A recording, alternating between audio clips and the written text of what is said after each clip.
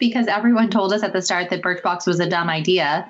We were like, well, we're 27-year-old smart women and we feel we would pay for this.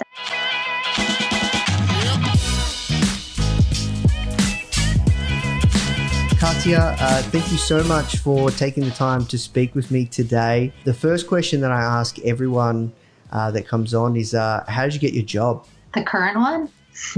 I guess I hired myself. So Birchbox came out of a business school ambition that was much lighter than starting a company. The ambition was just to learn how to write a business plan. So my co-founder and I decided that before we graduated, we wanted to learn how to write one. We were good friends. We felt we had complementary skill sets. And so we kind of set out on this project of write a business plan. And we looked out in the world, noticed female founders were kind of more in style, if you will, accepted. And the conversation for female founders was serving a female consumer. There was a lot happening in fashion. And so an obvious adjacency was beauty to fashion. And nobody was talking about beauty. And we were confused by that. We were, business school students, and we thought, isn't this a big industry? Why is no one also trying to disrupt the beauty industry while they're disrupting fashion? So we thought about it and we did a little bit of research, and we realized that in 2010, only 2% of beauty was sold on the internet. And that was staggering to us. But more staggering was that there was no signs of change. There was no uptick. There was no change in the trend. And we just got so excited. We legitimately kind of felt like we just landed on a treasure. And we were like, oh my gosh, does anybody know that beauty is next? And we are going to be the ones to figure this out. Now, backtrack, we actually started doing research and we realized beauty had a huge moment in the 90s with internet, I guess 1.0, we'd call it. We didn't know that at the time. But we just knew that more people were spending their time looking for information about beauty and content about beauty. And it was natural to think about kind of closing the loop there. So we talked amongst ourselves initially and said, why isn't this happening online? And we came up with a hypothesis that the general kind of friction in shopping for beauty overall is that there's too much of it. And that for most consumers, that's kind of the inherent question of why are there so many choices of shampoos, mascaras, when do I put a serum on? There's just so much to navigate that we were economics majors and we recognized this idea of the paradox of choice. People are opting out of the choice, a lot of people. And at least that's how we felt. And we also obviously recognize that beauty is such a tactile category. People wanted to play with it and smear it and see the colors and smell it, that the internet was just not an option. So we hypothesized that the 2% of beauty sold online was 100% replenishment, which is I already have this thing and I'm going to buy it again. And that became a really big opportunity in our minds because we realized that the beauty brands, the industry was just launching new stuff all the time. And that the internet wasn't even possible to deal with the new things. The internet at this point only had the potential for replenishment. And we felt that was a really big kind of incongruency with the goal of the industry that was constantly innovating, constantly launching, constantly changing, that the internet could only deal with replenishment. And we just kind of set out and said, we're going to give the internet the potential to sell you a beauty product for the first time. And how would we do that? And we kind of recognized the steps for a consumer involved, hearing about it from somebody, ideally someone you trust who's avid. And then depending on the price, you go and you try it, if you can. You go to a department store, you go to Sephora.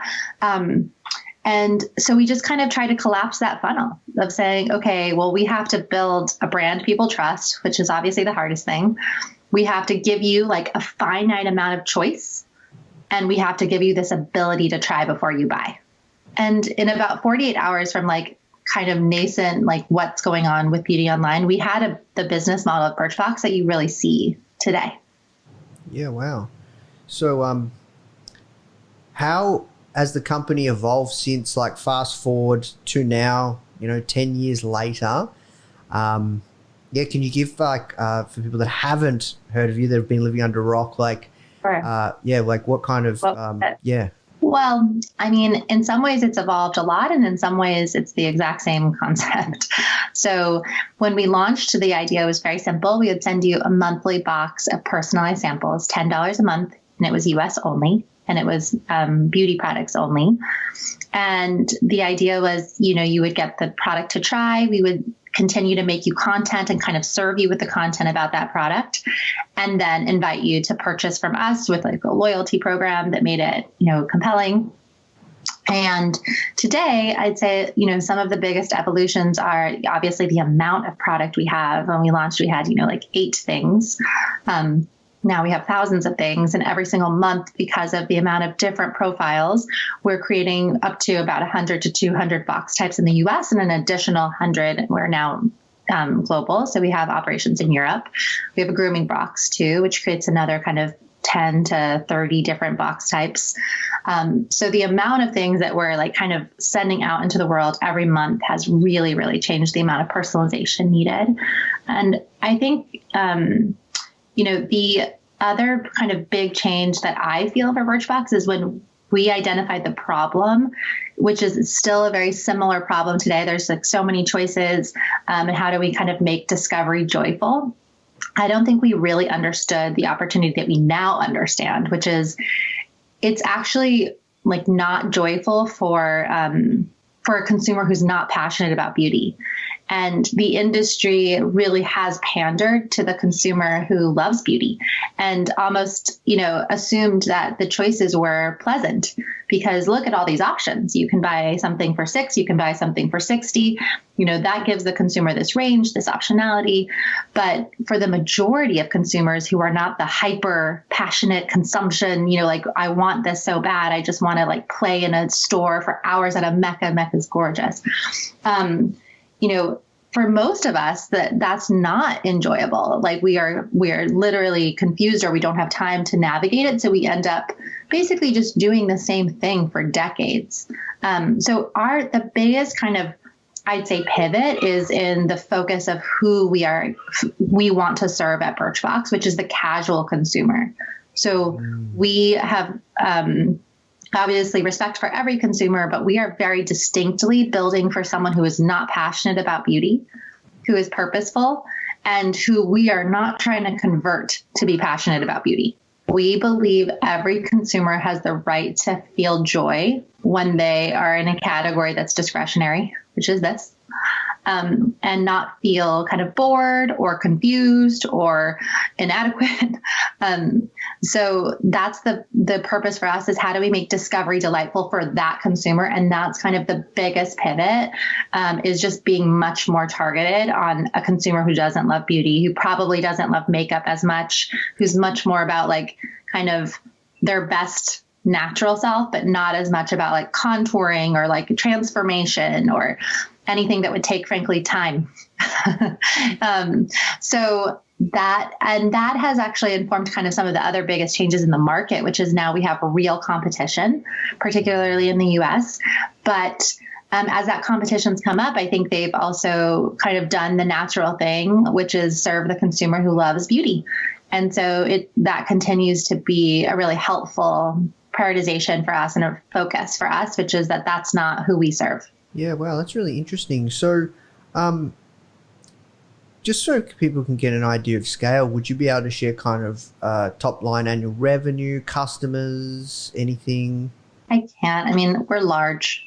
Sometimes staggering to think about it, because we've been large since early days. It happened very fast for us. But the bottom line is this is still a very, beauty at most is 15% online now. And we all know that in this moment with the coronavirus, there's going to be a shift in the channel penetration. There's a really big opportunity still for this category. And I know that subscription businesses as a subset of e-commerce are now considered the fastest growing part of e-commerce now, because I think the idea that you kind of do the work of discovery for the consumer is becoming a more accepted and enjoyable concept. So, I mean, I think that this is our aspiration, just to be like very clear, is to be a key channel in the same way you would think of Sephora or Mecca. You know, you would think of Birchbox to buy your beauty, but for this customer. So for someone who's like, I'm not obsessed, you know, we want you to be like, oh, so I should go to Birchbox, right? Who kind of has the same philosophy around beauty that I have. Or if somebody that you cared about, your friend, your loved one, you would say, oh, you would really prefer Birchbox as the place. So our ambition is huge. We want to be a global major channel in beauty.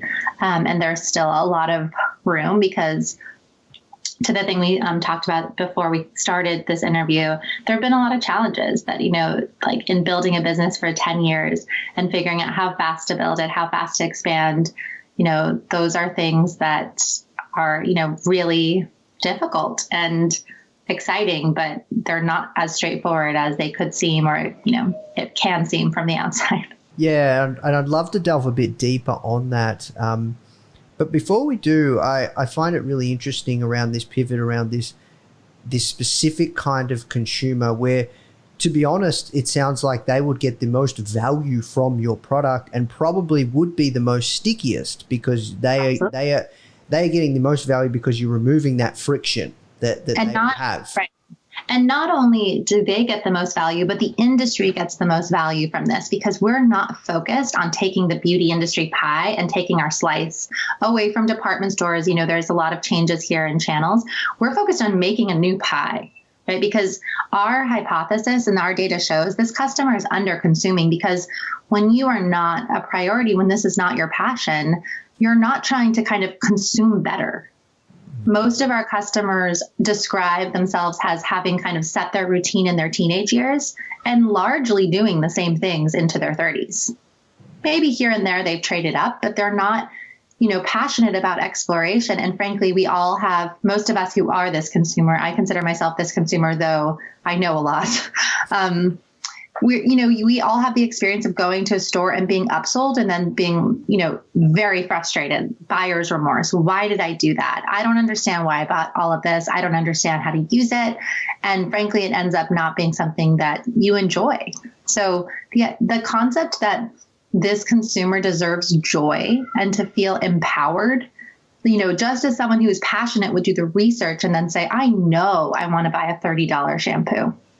Right. I've done the research. I understand the ingredients. Like, this consumer can have this very lightweight way of suddenly kind of having an opinion about where they want to direct their discretionary dollars and saying, you know, maybe I want to invest a little more in skincare, or I really do feel I'm getting the kind of return on investment from a good shampoo. I'm going to buy one. I'm going to finish it. You know, so that's really the kind of how we describe joy for this customer, is feeling smart. You know, feeling like you're a smart consumer in the space and feeling like you know where you want to invest is really a joyful feeling for a lot of us. Not just like the amount of beauty, or, you know, that's a different category of joy of like, I just want everything. It launches, I want it. So yes, exactly. We think that this is tailor-made for this consumer to have a really different experience without changing their philosophy and their like priorities. And we also think that's a win for the industry, because that basically allows this consumer to consume more, but on their terms, without having to be kind of in this sales environment that feels pressure and like feels like it could come with buyer's remorse at the end. Just on this topic, because I find this really fascinating, because so often when people launch businesses, they try and scratch their own itch, or they think that they are the consumer. Is that what happened with you at the start? Like, you guys thought you are the consumer? Yeah, I mean, yes, because everyone told us at the start that Birchbox was a dumb idea. We were like, well, we're 27-year-old smart women and we feel we would pay for this. Everyone's response was, no one will pay for this, because sampling was seen as a free gift and consumers were used to getting it for free. And we thought, well, we're not stupid. We would pay for this. You know, we feel that kind of the way sampling is done is very different from what we're trying to do. Sampling, you know, in 2010, 10 years ago, was much more about creating loyalty with an existing consumer, you know, whether it's with a retailer, with a brand, through a gift. And most brands told us that they estimated 90% of their samples were never opened. And we were like, oh, cool. So a gift that goes in the garbage, how lovely. So we really tried to show that sampling could incite a purchase, right? With the right context, with giving it to somebody with intent. And also, by the way, charging someone for it versus saying it's a free gift. So saying, we chose this for you. It's going to work for your needs. You might not love it, but it's going to work for you. It's not a miss. And you bought it.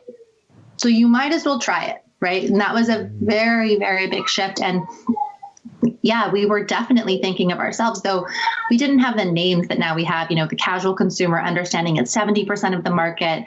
We absolutely didn't know anything about the industry, but we definitely felt that we were, women who were like semi-engaged in fashion, semi-engaged in beauty, just like it wasn't our first priority. And we were looking at each other like, do you know how to use this? I don't know how to do it. We were like, we're smart. And it just boiled down to like, we don't care enough. We're not buying beauty magazines. We're not like, oh, I'm so interested. Let me just sit down here and figure this out. But we were fine. And this idea of like fine in a discretionary category that's also marketed to us to be like so fun.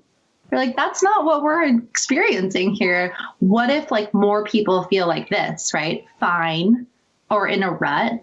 And how do we change their whole experience? Because we deserve it too. It's our money. It's our time. And we shouldn't feel like wah about it. That's kind of how we felt. And so, yeah, we were thinking about us, but like I said, we didn't have some sort of sophisticated view of this. We were just like, other people must feel this way. That was the thought. Yeah. So let's go back to like the start, like, because subscription boxes would have been very, very foreign back in 2010, right? Like, yeah. How'd you get your first batch of subscribers? How'd you go to market? So we went to market initially in a beta test. And for that, we had 200 spaces, I guess, or boxes that we knew we could make. And we went to people we knew that were not our friends, but we knew. And we said, you know us, so please don't sign up, but will you share this with your network? So we selected people who were in law schools or consulting agencies or kind of like a key member of their community. And we thought that they had enough like reach. And we just asked them, will you forward this email? And the email invited people to pay us $20 for 2 months up front for this, like describing kind of what this was. And that's how we launched. And we were able to fill the 200 spots pretty easily from that. We sent about 40 emails. And then we amassed a wait list of about 1,000 people. So once we came out of beta, just from that like group who started telling their friends, we then used that list to start the business in the September. We started in March 2010, and then we launched out of beta in September 2010. And we started with a little over 600 customers. Yeah, wow. And to first obtain the samples, did you just go to a big box store or? We would wanted to, but we knew we had to build relationships with these companies because, that would be illegal. Basically, you can't like sell someone's product. You can't put their brand on your site. We didn't want to start the relationship that way. Getting 200 would have been hard too. So we had to go to brands, and I cold emailed brands. That's really what I did, is just reached out to them and said, I'm going to change the beauty industry. And this is what I admire about your brand. And I'd love some advice. Can you give me 10 minutes? And I was in business school, so I think that helped. And then those calls, the ones that said yes, I asked for meetings. And in the meetings, like we pitched them to be a part of the beta. And we tried to get them to agree that like what results in the beta would allow them to then work with us out of beta. You talked about kind of one thing that was really important in terms of that funnel when you talk about that buying experience was build a brand people trust. I'd love to hear from your experiences. What does it take what do you think, what are your core elements? What are the things that you guys have done in the past 10 years to build a brand that people trust? It takes honesty. It has to be real for you. Caring about the consumer has to be like, it's the only thing that matters. And that has to be something that the entire team kind of gets lit up about. And then the consumer feels it, not trying to trick people into buying something, not trying to, it kind of bait and switch people into being a part of this, but rather like actually setting clear expectations with consumers, delivering on those expectations, exceeding expectations. And when you fall short of expectations, which is inevitable, facing it, right? And owning it and talking about, where are you in your career and how, and in the kind of stage of the business and what do you aspire to do? So if that didn't kind of satisfy a consumer, or if we had like a big error, which of course we did in the early days, something would be expired that we mailed to tens of thousands of people that we hadn't looked at, and we had to, really give customers their money back, but also make sure that we were cleaning up our processes and that wouldn't happen again. That's how you build trust. I think that sometimes the mistakes are the biggest moments, and what you do with them, or the challenges are the biggest moments, and how you face them and how you take responsibility and show customers that you care is a really big part of it. But I am consumed with the idea or the question of how you build these relationships at scale. I think it's fascinating because obviously the way you build a relationship is like one human to one human usually. Mm-hmm. But it's the only thing that creates a true competitive advantage today. I mean, unless you are Elon Musk and you have some truly proprietary like science, which is still a fleeting, proprietary thing. The only thing you have is relationships with consumers, and consumers wanting you to win, caring about you, like the reciprocity of care is unstoppable. You can really stub your toe when a consumer wants you to win. You can really miss, and you have another chance because there's care on both sides. That's what a relationship means. It isn't just about trust on our side. It's, reciprocal. So I've just found that to be one of the most rewarding, fascinating, and challenging things about building a consumer brand in a discretionary category is how do you scale building relationships? And, that's a little bit about how I think about it, but I think it's an ongoing question of where the relationships kind of, are born and how do you really foster them over time? And our ambition is to be with the consumers forever, because we think this category of consumer, the casual consumer, is overlooked. We think that she is not a priority and he is not a priority of any other beauty company. And we want to be the home for that consumer forever. So it's a lofty goal, and it's a interesting question. But to the point you said earlier about this consumer, the chance for loyalty and the chance for stickiness is much higher.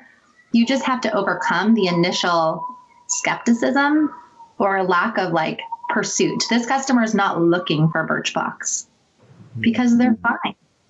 Yeah. You're not sitting there being like, oh, I just wish I could consume beauty better. They're literally like, it is what it is. I guess this is as good as it gets. And they kind of come in and skeptical, which I think is also currency. And then they find something that they didn't, ever believe they would love, something that was like a life changer in beauty. I say life changer in quotes because none of this is that important. But really helped them feel, that they were accomplishing something more that they wanted to. And they are then kind of converted to believing that a beauty company could actually care about them. Yeah, this idea of building relationships at scale, when you think of all the companies like your favorite brands, you have some form of a relationship with them at a deep, intimate level. Like if I think about my fiance, she has a very, very strong relationship with Glossier. Mm-hmm. Like any product that comes out, and we're here in Melbourne, Australia. We have office in New York, so we go to New York quite often. And every time we, get off the plane, she's locked in a session, she's going to go there because Glossier don't even ship to Australia. But that relationship is crazy. Like every new product, she stayed up late when they released the jumper, just the Glossier jumper, right? Like because it's US time, it'll be like 3 a.m. here in Melbourne when they open it up. Amazing. Wow. So let's talk about that, because obviously, you guys have continued to grow, and, there have been a lot of competitors that have popped up, many here that I know in Australia as well that I've seen floating around. So how do you foster this relationship and keep building new ones, but keep maintaining other ones? And yeah, I think it's the most important question is how do you do that when all of the context for consumers are changing? When we launched in 2010, there was no competition, there was no Instagram, there was barely YouTube vloggers, there was less ways for you to spend your time online, and that created what I guess you would refer to as arbitrage opportunities in terms of capturing people's imagination and time and building relationships. We had time to do it. We actually would make, the early days, we made like 7-minute videos. Have you ever watched a 7-minute video today that's not like SNL? It used to be something where people, there was an opportunity to create more time and to kind of become more of a human in front of your consumers. And I think today it's harder. You have kind of 15-second increments, and then maybe someone will watch the full minute and a half, right? Because there's just so much more competition for your eyes and for your time, and ultimately, I guess, for your heart. I don't think that everyone's really aspiring to the heart and to the relationship like we are, but ultimately it's still a finite amount of time in the day. So I think we haven't always done this well. I think there have been moments when you kind of get caught up in just whatever train is working. You kind of get swept up in the thing that everyone else is doing. And we've done that too, where if we're just really focused, and when things started changing on social media for likes and engagement, we would stray from our target customer because it was so much harder to find that customer. And it was easy to find people who would like images of beauty that are more traditional, So I think we lost our way sometimes because we got swept up in, just generating the KPIs that we thought were important, finding audience, but losing that depth of purpose and that depth of knowing what is the biggest opportunity here. And even potentially pandering for a consumer who we really have much less of a chance of being loyal and sticky and actually caring about the soapbox we feel we have. So it's just been walking that back and really talking about, what we believe and what we really care about and finding the right moments. And so we really think and talk a lot about how our brand can feel like a human, which is obviously the sum of a lot of humans, but how it itself feels human and how humans have different sides of their personality. And we really try to be thoughtful about, every human has the thing that they will get on a soapbox about, and here's ours, and here are things that we're going to talk to you about. And we also have the things that are just lighter and, superficial and fun, and we can be both of those things. So building the personality of the human is something that we just have decided, this takes time. And sometimes if we've done it well, then when we send an email that has 1,000 words in it, people will read it. But, not everything we write needs to be so heavy or, weighty. So it's just more of a taking the long game of how do we create value for consumers and respect the fact that we don't have that much time to do that. We can't just ask you suddenly, trust us, be in a relationship with us, let's date. We recognize that you're on the prowl. You're looking for where to spend your time. How do we earn that? And then kind of as we've earned that, give you places to go deeper, because there's a lot of depth in what we do. Yeah, I love it. So I'd love to switch gears and talk about just the current times right now, because one thing when I think of, the current times, everything that's happening with COVID and, businesses and businesses taking a hit, one thing that I think is important for sustainability in any business is having a subscription business model. And I think, that breeds predictability, right, in many different ways. I'd love to hear kind of what are you guys doing differently? Have you been affected? What can you can't share? Sure. Yeah. I think that we took this as a real opportunity to be even more bold about the customer and about, what we are here trying to do, and try to differentiate ourselves further in the market, because one of the opportunities coming from this is that there is less competition for those eyeballs. And that is very clear. People have more time and there's less people competing for that time. So how do we take that as like a relationship building moment, and not just chasing, I guess, volume and top line revenue, though there are opportunities there, which are, like I said, I haven't seen them in so many years in this market.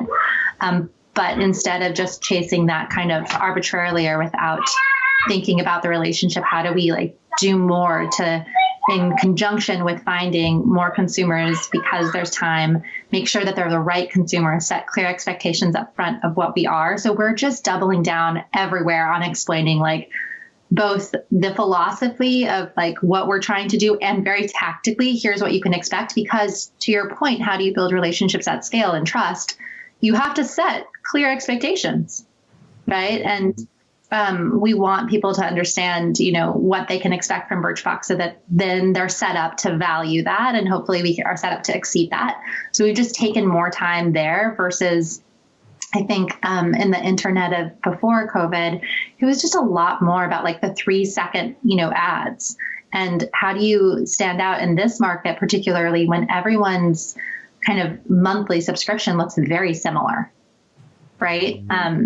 So we've just kind of gotten out of that game, and we've put more of our resources into this effort of differentiation, and of not trying to just bring you in from like the low hanging fruit of, I guess, like the incentive to come. Yeah, or like kind of a direct response, expecting kind of an immediate conversion. You guys want to play the long game, put out more top of funnel content, all sorts of things like that, right? I mean, and we're doing both, but yes, it's more of that. And we're kind of seeing we're even trying to see if like mid and bottom funnel, if we can push more of those kind of traditionally brand or top of funnel concepts through, right? So again, we can establish the relationships we want. It's also about what we want to spend our time doing, what we think is interesting. I've never thought it was interesting to sell someone a sample. Never found it compelling to like trick you into like an annuity for us. Like I always have found it most fascinating to understand how you can build relationships and loyalty at scale and actually change people's behavior in a way that doesn't feel incongruous to their values, where there's a fundamental shift and that will be seen in like spend, and it doesn't feel to be at odds with who you are. You don't feel tricked. You don't feel like you were just caught up in some pyramid scheme. You feel empowered and you invest because you want to, and I find that to be fascinating and hard.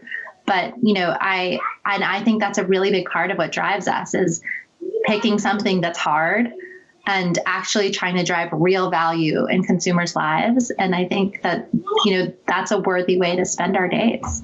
Yeah, I agree 110%. So, I'd love to talk about the now as well for anyone watching this that is thinking about starting a direct-to-consumer physical products business or brand.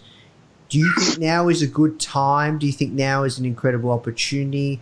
If so, also in the subscription space, what advice would you give as being kind of one of the OGs started to getting into this stuff? Yeah, I mean, I honestly think that there's not some blanket answer to that. I think it really does depend on, the insight that you have. I've always personally believed that the insight is much more important than the manifestation of the insight, which is like the product or the service. And is that insight in a particularly like heightened moment of reality? Is that like even more exacerbated by this, or is it less so? I think asking yourself that question first is the most important thing. And second, I am so happy to be in a subscription business. And to your point, there's a lot of predictability it affords, and it's extremely valuable. But I am not the person who believes everything should be a subscription. And I think asking that question of why a subscription? Now, here's my belief system of what subscription can afford.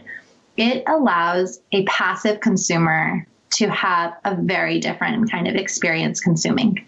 And so for me, I think that this opportunity to imagine for consumers who have to be passive because of time or because they don't have as much passion about a category, what is a way to create a consumption experience that's more like an active consumer, right? For people who want to spend a ton of time. And one way in some categories is a subscription because it allows for this introduction of product over time, and it allows you to not have to choose and have to engage. But it's not the only way to help consumers kind of remain passive and improve their experiences. So I always just try to think does it really make sense for the consumer, not for you? Yes, annuities are business great. Model and evaluation and what investors want. Yeah. Do you really think this is something that makes sense for a consumer to sign up for and kind of indefinitely be paying for? Or maybe it's a subscription that you imagine stopping. Maybe it isn't indefinite, but I do agree with you that subscription is a powerful, revenue model. I've never thought of it as a business model. And I think that it's something that can be a great aid to the consumer. But I do believe it's important to be thoughtful. Is this something that is that? Or am I just trying to help people consume in a more passive way? And maybe there's a different way, or maybe it's something that ends that kind of evolves into something else for consumers. And that's my opinion. Yeah, no, I'm glad you mentioned that, because my next question was the subscription everything model.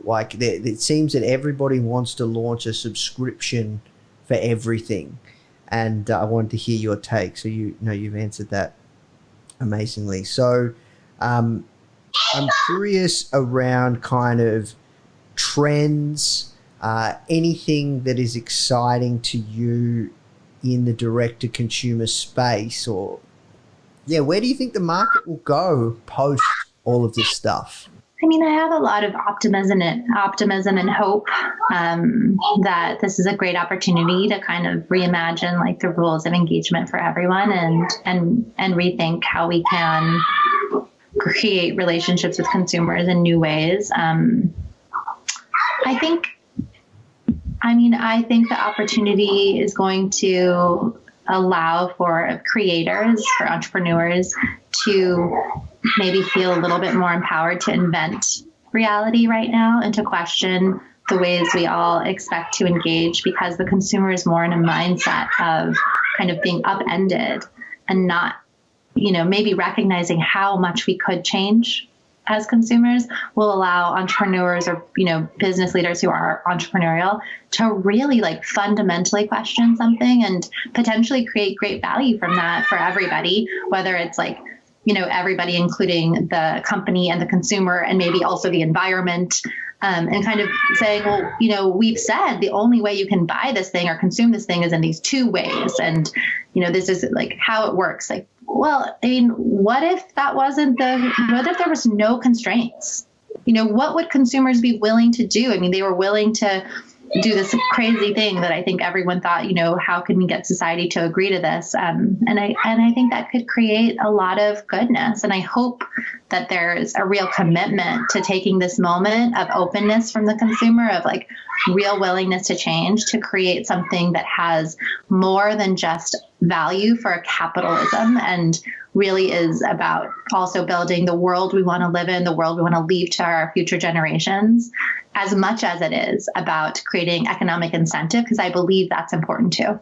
Yeah, no, I love that. Thank you for sharing. So, look, we have to work towards wrapping up, mindful of your time. So a couple last questions. One, just around kind of what's exciting for you, coming into the, I guess, next, 12 months, what's really, really exciting for Birchbox? And two, what are your biggest challenges at the moment? And then the last one is, where's the best place people can find out more about yourself and your work? Sure. So what we're working on, I'd say, is a few things. One is that because we've had an opportunity coming from some challenges, but it's been an opportunity to really refocus on this consumer. We also have decided that there's an opportunity to create specific products and brands for that consumer. So we launched our own brands in 2014, towards the end of 2014, kind of before this insight around who we wanted to build for was as really firm. And so we've relaunched our first brand this year, and we spent over a year and a half reformulating product and just really being obsessed about not creating a brand that is, redundant in the market, that is just replicating others' insights or others' products, but really is specifically thought about for this casual consumer. And that brand is called Arrow, and we've just been relaunching product, and we'll be sampling aggressively that product, throughout the year and into 2021. And we're thinking about new brands too. We're working on some new ideas. Again, with this idea of like this casual consumer, what are the categories that matter to them? And are there the right products in those categories at the right price point with the right, positioning? So, really just trying to think about like, how do we create real value? We don't want to just be another thing. And then the other thing is that, we kind of created and invented this category 10 years ago. And we've been dreaming for the past 4 years about its evolution, and have been constrained by having the right resources on our side to really reimagine it, and some ways like invest in the stack, because our stack is really old from a technical perspective. So we're doing that now. We're finally in a place where we can kind of rebuild everything. And we have big plans to change the way a subscription is even envisioned for our consumer, and introduce kind of a new way of engaging and hopefully building relationships with consumers in next year. So we're well in that project. We're far into that and really excited about it. And so those are kind of the two things that are not new, but invigorated focuses for the company. Yeah, well, exciting. So you guys aren't using Shopify? We were pre-Shopify. We were so early that nothing existed that now exists. You can just take a Recurly and plug it into Shopify, and we don't have some of the even like core functionality that is wonderful about Shopify, because we built something a really long time ago, and there's a lot of customization in what we do and how it interacts with this like recurring revenue versus an e-commerce shop. So I won't bore you, nor am I technical, but it's really kind of tied our hands with like the vision of what we want the consumer experience to be. And we are untying our hands and have a lot of ideas of how we can create even more value for consumers, and continue to stay relevant as a service and as an offering. So I'm really pumped about it. It's been a long time in the making. Yeah, no, I can imagine.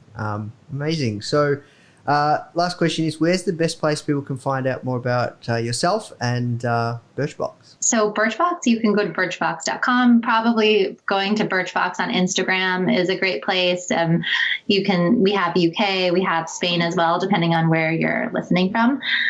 For myself, I don't really have a landing home. I'm not very active on Instagram, just on my personal channels. I don't know. You can just reach out to me, ping me if you have a question.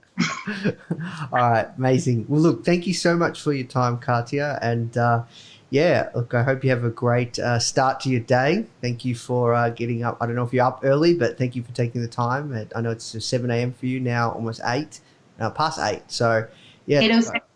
8:06, there you go. It's 10 p.m. here. So, look, thank you so much for taking the time. It's so nice to meet you. Thanks for being so prepared and for all the great questions. I really appreciate that. Oh, you're welcome. Thank you. Well, look, someone on our team will be in touch when this goes live. But, I think your story goes live later this year. It's a front cover. So. Oh, so cool. Thank you so much. You're welcome. We'll take care. Hope you and all your people stay well. Thank you. You too. All right. Have a good day. You too. Bye. The Foundr mission is to help you create an ass-kicking business and help you learn straight from the mouths of world-class founders. Get your free printed edition of Foundr magazine featuring Sir Richard Branson. Just cover shipping and handling at foundr.com/Branson.